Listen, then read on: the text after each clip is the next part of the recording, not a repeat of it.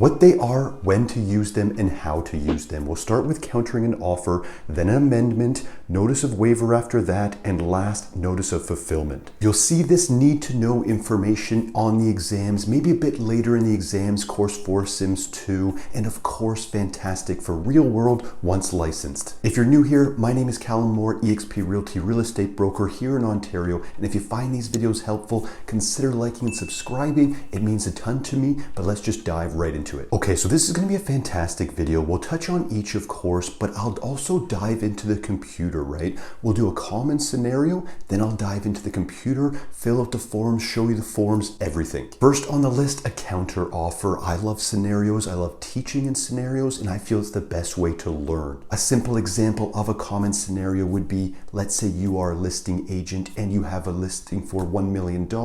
You get an offer for $950,000. You present it to your sellers and they instruct you to counter the offer at $975,000. Let's dive into the computer and counter this offer. Okay guys, here we are in web forms. This is the transaction right here. Let's continue with the flow of this transaction. We of course are the sell side. We've received the agreement of purchase and sale right from the buyers, and you've uploaded it. You've taken it, you've received it in a PDF, and you've uploaded it into here into web forms. Let's go over to our forms and move it over to Authentisign. This is where we're going to be making that counter, right?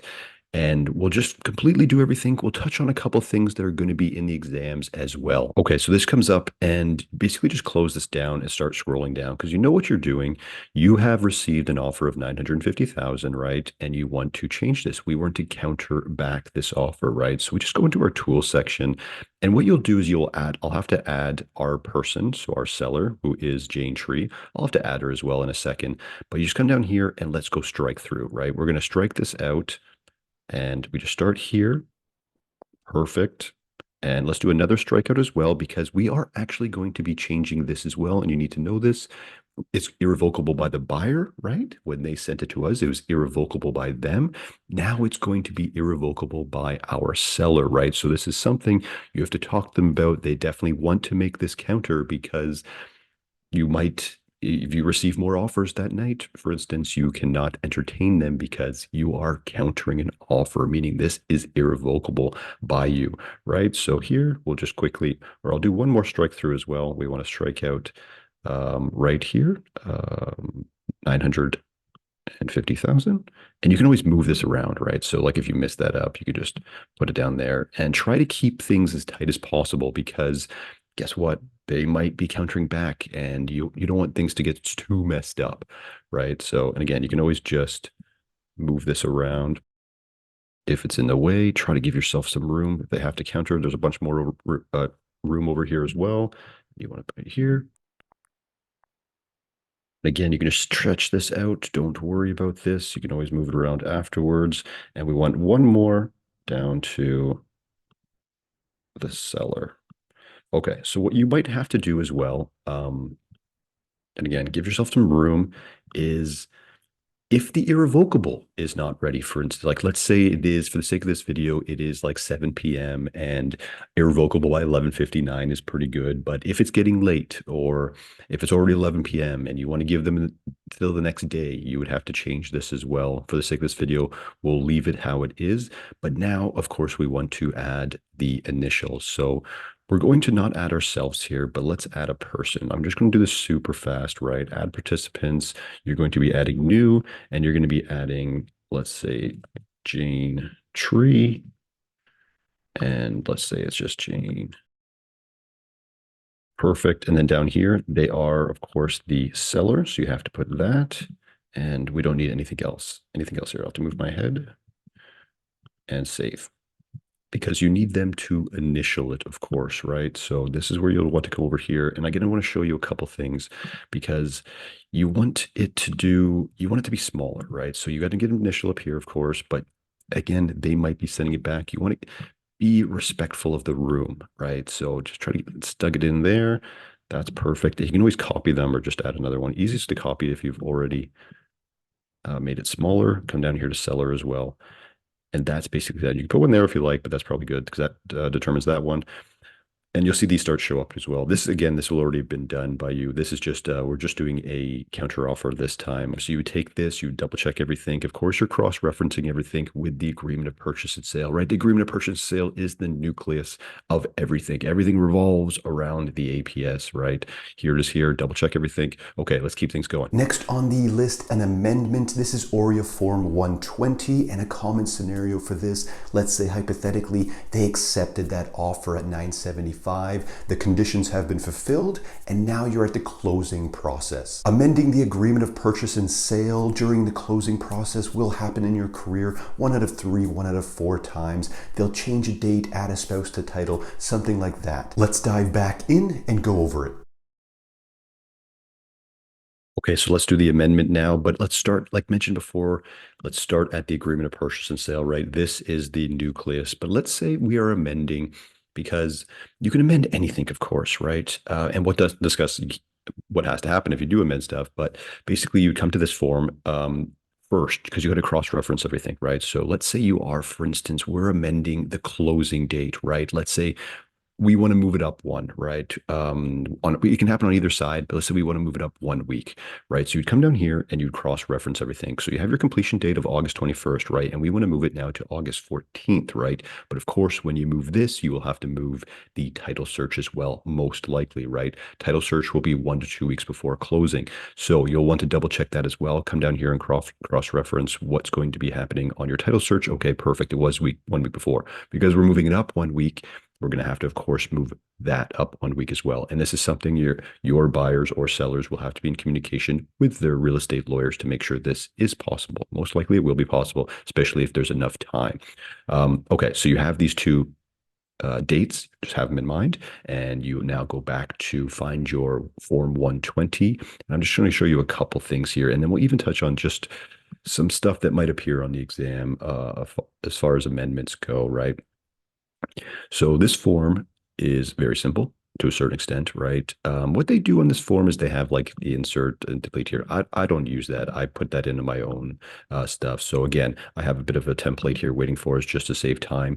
What you want to do is you just want to write delete. Delete this and insert this. Whatever it could be a condition, it could be well, it can be conditioned at this time. It is during the closing process, right? Things are firm, but it could be adding a spouse to title. It could be a bunch of small things that happen during closing sometimes, right? So you put delete, title search date. That's the first one. Closing date. That was the first one, and we want to move it up 1 week, right? 7th and 14th, right? And you will double check with these dates. These dates cannot fall, and this could be on the exams, cannot fall on a weekend or holiday, right? Lawyers tend to like to work on a midweek. I've mentioned this before in other videos.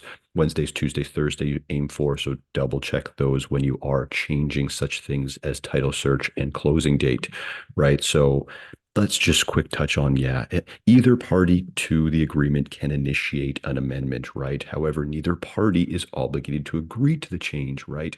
Unless the parties can come to a mutual agreement, the terms of the original agreement of purchase and sale, right? That nucleus still stand. Okay, guys, let's keep going. Next and third on the list, notice of waiver. This is ORIA Form 123, and a waiver is used, of course, to remove a condition or waive a condition. When a condition has not been met, but the party wishes to proceed, you would use a waiver. Quick note, for the Humber College exams, condition precedents can be waived, condition subsequents cannot be waived. You'll want to know this stuff for sure. It will come up on the exams, and there is even more details you need to know about the certain types of conditions and how you write them. If you are looking for more support, as usual, look to the Exam Master mini courses in the description below. They're there to help you from course 1 all the way to Sims 2. Okay, continuing with this scenario, let's say on the buy side there was a condition in that offer, a condition on finance, for example, and then the buyers inform their salesperson, inform their buyer agent that they no longer need this condition. Something's happened, they found funds, this stuff happens all the time, and they wish to proceed and waive this condition. Let's dive back in and look at this form. Okay, now waiving something, Form 123, but again, let's head over to the agreement of purchase and sale and find out what we're waiving. In this particular example, let's say we are waiving or like mentioned, a condition on finance, right? So let's head into that. Let's find that condition because we're basically just going to be copying and pasting that condition. And I'll mention some things as well that will appear in the exam. So you're going to come down here to your Schedule A, of course, and you are going to grab this condition. One of these conditions, it could be any of them. We'll copy this and then we'll head back over to our form 123 and we'll add it down here below, right? So just read this again, a very simple form, right? We hereby agree to waive the condition, read as follows, right? So you insert this condition here, and of course you have everyone sign, has to be dated, all this stuff, today's date, when you're sending it to your buyers, when you're sending it to your seller type thing, or in this particular case, because it is a waiver, of course, you are the buyer on the buyer end, you are waiving a condition, letting the sellers know that you no longer have this and you're getting closer it to being firm and binding, right? So a waiver, basically, it indicates the condition is no longer binding. Certain conditions, such as true condition precedents, right? Which is, they are used, those ones are used not often, obviously, in the real world, but is dependent on a third party, right? Professional event, something has to happen. They cannot be waived, right? To use a waiver, the clause for the condition and agreement of purchase and sale must contain a waiver provision. As you know, always confirm that your seller or buyer understands the risk of waiving a condition and have had the opportunity to seek independent legal advice, right?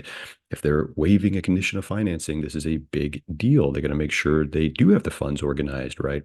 Okay, guys, let's keep going. Okay, fourth and last on the list, notice of fulfillment, ORIA Form 124. This is just as important as the rest of them. Fulfilling a condition, right? You have to be on the pulse of what's happening in your transaction, keeping everyone informed, right? This is good communication. This is stressful times for buyers and sellers. You have to make sure everyone is in the loop in a timely manner. Also, extremely necessary for documentation. We want a good paper trail. A notice of fulfillment informs the seller that a condition has been met and the transaction can proceed. Let's dive back in and look at this one.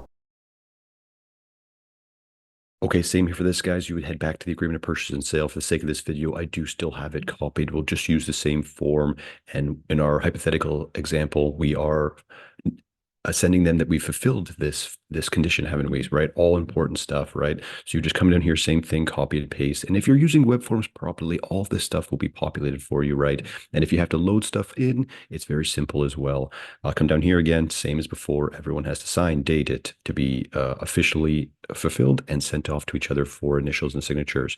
Okay, let's kind of touch on a couple things here because again, simple form, but when it comes to notice fulfillment, I want you to know that like all other terms, right? So if you've fulfilled one of these conditions, it doesn't mean the rest, they're still in motion. This is not, we're not completely firmed up yet, right? The original agreement of purchase and sale and not recorded are still in effect, right? The sellers or the representative acknowledge receipt of the form by signing and dating it. When the accepted offer contains multiple conditions, a separate notice may be required for each condition, like mentioned, but you can stack them as well, which does happen a lot, right? If the conditions are fulfilled and completed at the same time, you can use one notice, right? Itemizing the conditions called stacking conditions. This stuff I have seen in the Humber material and could appear in the exams because if you had a condition on financing and a condition on property inspection and you're good, right? You and your buyers are working hard together, getting people organized.